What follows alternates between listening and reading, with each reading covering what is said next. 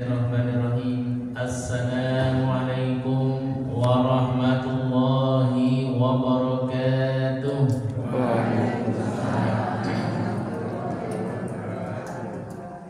Alhamdulillahi rabbil alamin. Assalatu wassalamu ala asrafil anbiya'i wal mursalin Nabiyina Muhammadin wa ala alihi wa ashabihi wa man tabi'ahum bi ihsanin ila yaumiddin.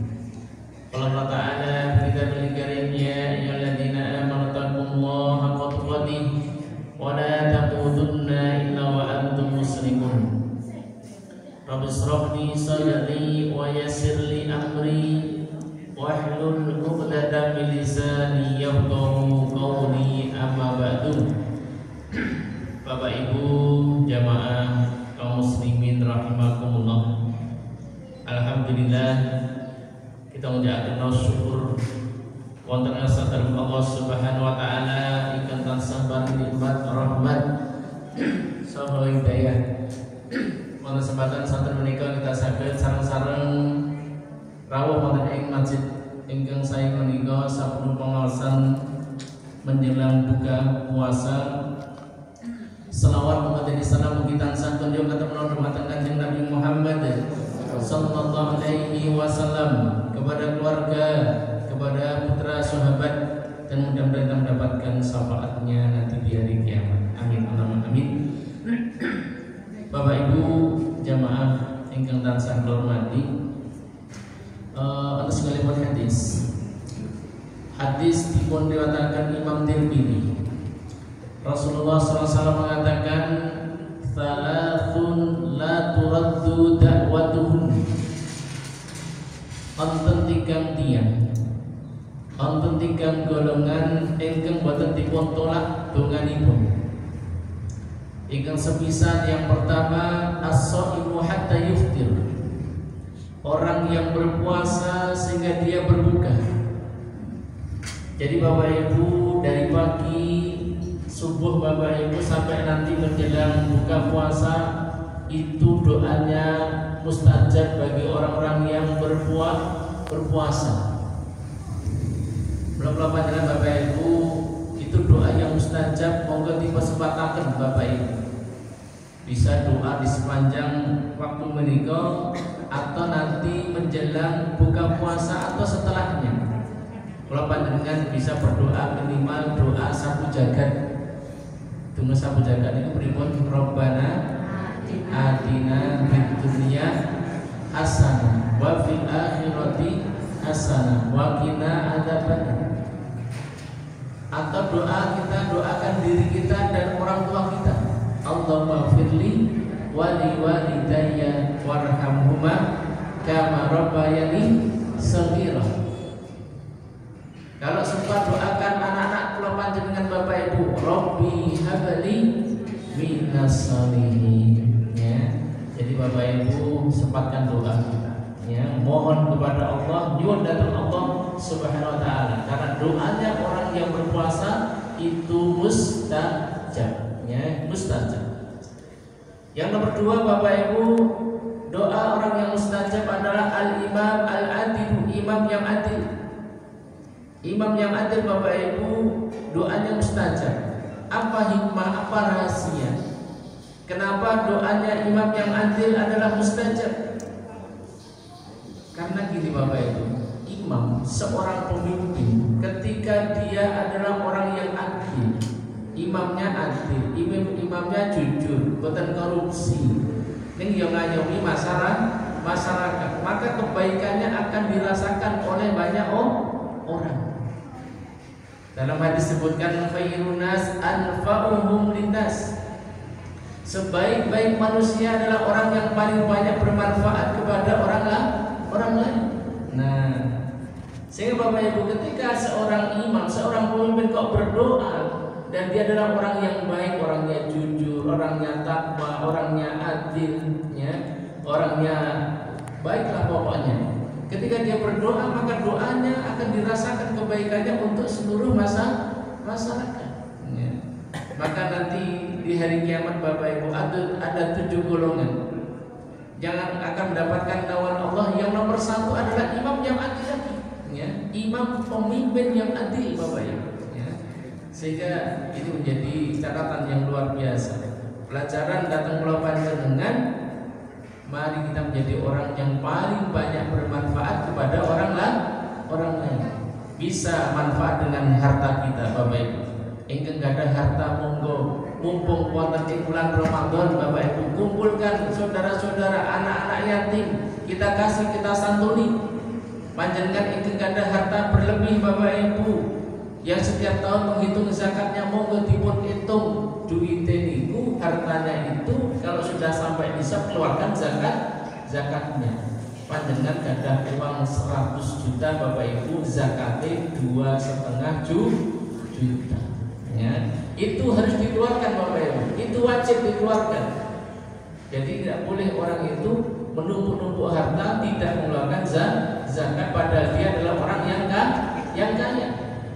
Monggo Bapak Ibu, duitnya dipun hitung, sik ning bank pinten, yang di ATM berapa, sik ning isor kasur pinten, sik ning jalur remali pinten. Nah, ini bapak-bapak biasanya tak diserempet kita nopo pajis, di kono duitnya gitu ya.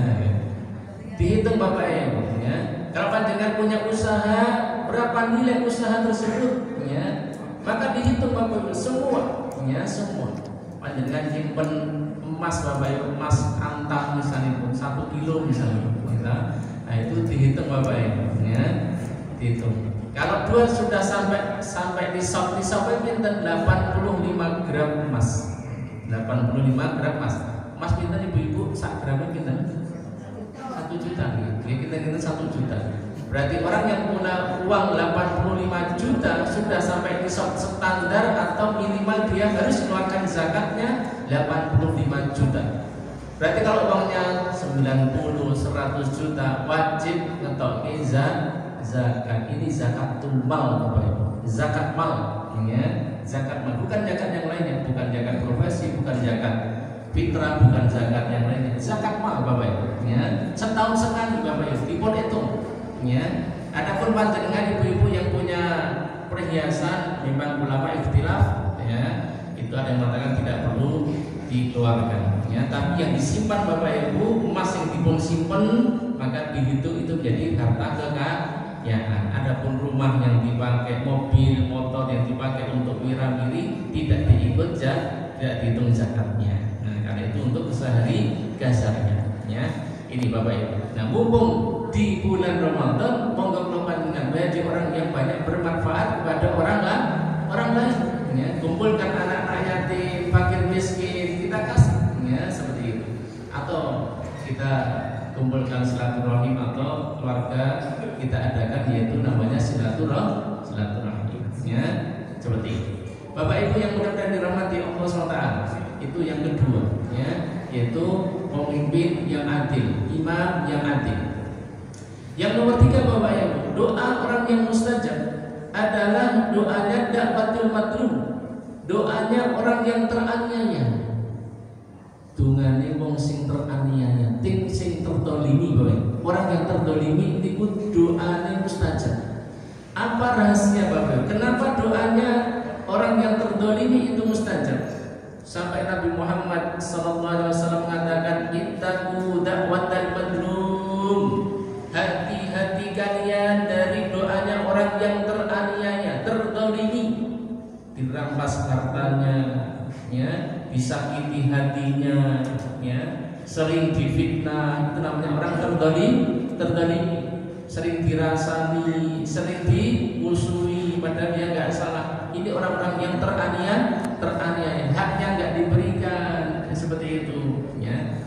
Maka Nabi mengatakan, hati-hati kalian dari doanya orang yang teraniaya. Fa innahu laisa bainahu wa bainallahi hijab. Karena tidak ada penghalang antara dia dan Allah. Kalau dia berdoa apa langsung melesat ke langit, masya Allah ya, diterima oleh Allah Subhanahu wa Ta'ala. Doa mustajab. Nah, apa rahasianya Bapak Ibu? Kenapa doanya orang yang teraniaya itu mustajab? Ternyata doanya orang yang terdolimi dikulindungo dengan hatinya ya. Doanya dengan hatinya.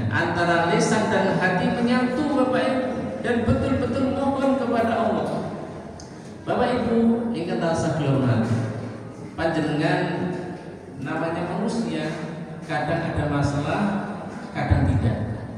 Ketika panjenengan ada masalah dengan pas ketika tidak ada masalah, itu saya yakin doanya berbeda. Saya yakin ketika panjenengan berdoa Bapak Ibu, itu kualitas doanya berbeda Bapak Ibu. Ketika pas sehat, duitnya ya oke, gitu, apa-apa ada, itu biasanya doanya ya biasa aja. Tapi kalau pas kita teraniaya, ya, duitnya rono diabusi wong, ya, utangin diutang apa, diutang kan dibayar-bayar, disaur-saur, gitu. Ya, padahal kita sedang membutuhkan. Doa kepada Allah, doa terangan Bapak Ibu, ya, doanya dengan hatinya. Maka disitulah, ya, ketika orang itu berdoa dengan hatinya, maka doanya mustajab. Sampai Nabi mengatakan, ya, Allah itu la yastajibu min du'ain lahin ghafirin, ya. Allah tidak akan menerima doanya orang yang hatinya lalai. Hatinya lalai Bapak Ibu. Sing dijaluk ngalor ning ternyata atine ngidul.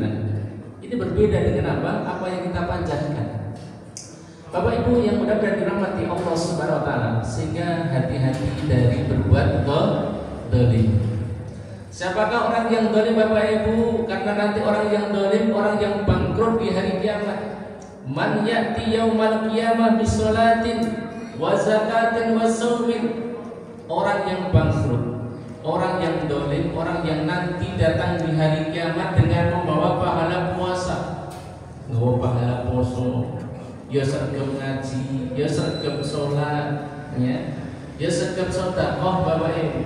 Tapi ternyata lesannya waqad satamahada. Dia dulunya ketika di dunia suka mencela orang, mengolok-olok, menfitnah orang, wa akala malan hada, mengambil harta orang lain, merampas hak orang lain, ya, termasuk merampas haknya rakyat Bapak Ibu, ya, korupsi, menipu, namanya dolim, atau berbuat curang, yang menipu orang seperti itu. Kemudian apa Bapak Ibu? Orang yang dikatakan dolim adalah orang yang dia memukul saudaranya, berbuat dolim, ya. Nah, nanti orang tersebut adalah orang yang bangkrut di hari kiamat, diminta untuk membayar kezalimannya. Karena di akhirat betul-betul duit Bapak Ibu, tidak bawa uang sing go nyaur amal soleh, ya. Amal soleh itu apa besok posone digo nyaur kedoliman itu. Sholatnya dipakai untuk membalas atau membayar kedolimannya, ya. Sehingga banyak orang bangkrut Bapak Ibu. Kelihatannya banyak pahala yang di bawah, tapi ternyata habis untuk bayar kedolimannya. Maka hati-hati Bapak Ibu, ya. Hati-hati dari berbuat dolim. Nah, Bapak Ibu yang kita sadar mati, ada sebuah kisah Bapak Ibu, atau sekalipun kisah. Kisahnya adalah seorang yang bernama Jurek, Bapak Ibu. Jurek namanya, ya. Jurek ini adalah ahli ibadah. Jurek ini adalah orang baik, rajin sholat, ya, rajin zikir Bapak Ibu. Orangnya baik. Suatu ketika Jurek ini kan punya tempat untuk beribadah. Dia senang sholat di situ, sering zikir, memuji Allah, sholat. Dipanggilah Jurek oleh ibunya, ya Jurek, seperti itu. Jurek sedang sholat. Ibunya nggak tahu kalau Jurek sedang sholat. Kemudian Bapak Ibu yang mudah-mudahan dirahmati Allah Subhanahu wa taala, Jurek ini bimbang karena sedang sholat dipanggil oleh ibunya, ya Rabbi, ummi wa sholati. Ya Allah, ya Tuhanku, mana yang harus saya dahulukan? Apakah saya teruskan sholat saya atau saya penuhi panggilan ibu saya? Akhirnya dia milih apa Bapak Ibu? Meneruskan sholatnya, diteruskan sholatnya. Besoknya dipanggil lagi.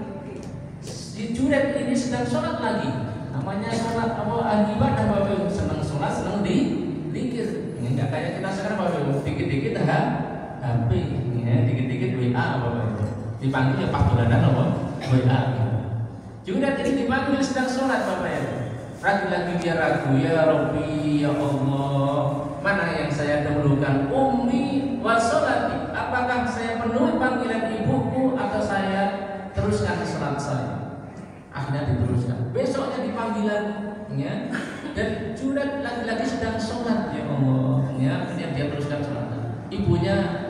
ngapunten Bapak yo jengkel ya. Ya namanya ibu bapak ibu nek gadah putra diceluk ping 3 rasa mau dengan jengkel apa mboten? Jengkel bapak ibu.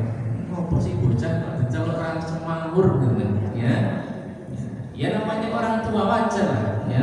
Nah, hal yang ketiga, ketika anak itu tidak menjawab, dia teruskan sholatnya, sholat sunnah bapak ibu. Dia cuma mau jengkel. Keluar kata-kata dari seorang ibu tadi bapak ibu. La tubidhu hatta yadhhar ila wujuhil musimat atau mumisat. Ya Allah, jangan engkau matikan dia kecuali setelah terfitnah dengan seorang perempuan, melihat wajah seorang perempuan yang tidak baik, pelacur bapak ibu. Masya Allah ya. Doa itu bapak ibu diucapkan oleh seorang ibu yang waktu itu sedang jengkel. Niku kira-kira nek ngeten niku mandi mustajab napa mboten Bapak Ibu? Mustajab Bapak Ibu ya. Doanya padahal yang didoakan adalah seorang ahli ibadah anaknya Bapak Ibu. Tapi namanya doanya orang yang hatinya keloro-loro Bapak Ibu ya. Artinya itu keloro-loro. Rumangsa jengkel, hatinya sakit Bapak Ibu. Langsung melesat doa itu Bapak Ibu naik ke langit Bapak Ibu. Didengar oleh Allah Subhanahu wa Ta'ala. Suatu ketika datanglah seorang perempuan ya. Perempuan menawarkan dirinya kepada Juret untuk berbuat zina. Wah, Juret namanya orang ahli ibadah Bapak, ya enggak mau lah ya. Juret ahli ibadah ditawari kok tawari zina, dia enggak mau ya. Akhirnya perempuan ini datang kepada orang lain, seorang pengembala kambing. Akhirnya dia berzina dengan seorang penggarap kambing ya, sampai hamil dan sampai nanti punya anak ya. Tapi sebelumnya disebarkan berita bohong Bapak Ibu, berita hoax ya. Perempuan tadi menyebarkan berita bahwa si Juret telah berbuat yang tidak baik, berbuat zina ya, berbuat zina. Dikabarkan seperti itu, masyarakat terprovokasi, masyarakat terkena omongan yang buruk tadi itu, terkena fitnah Bapak Ibu. Maka hati-hati Bapak Ibu ketika kita menerima berita media sosial, medsos Bapak Ibu, ada WA, ada Facebook, ada Instagram, ada apalagi, ada macam-macam sekali itu media sosial. Ketika ada berita Bapak Ibu, jangan langsung di-share ya, diteliti dulu benar atau tidak ya. Kalau itu berkaitan dengan orang lain, kehormatan seseorang Bapak Ibu, hati-hati ya. Jangan-jangan kita telah menyebarkan aib orang lain ya. Ternyata berita itu tidak benar, sudah dikirimkan ke grup-grup, minimal kan grup yang terlalu Bapak Ibu, atau grup SD, grup SMP, grup PKK, macam-macam ya. Dikirimkan, padahal ternyata isinya tidak benar, intinya salah ya. Susah untuk minta maaf. Nah, Bapak Ibu yang mudah-mudahan dirahmati Allah SWT, masyarakat akhirnya terprovokasi. Rumahnya Juret ya, yang menjadi tempat untuk ibadah dirobohkan Bapak Ibu. Buat dirobohkan. Wah, Juret ternyata ngapusi ya, orang yang bapaknya dirobohkan. Kemudian Juret bertanya, kenapa kalian? Ya, Pak, kamu itu berbuat zina. Apa buktinya? Itu anak tadi ya. Dia tangkap anak tadi itu sama perempuan. Anak kecil Bapak Ibu, anak masih bayi ya. Anak masih bayi.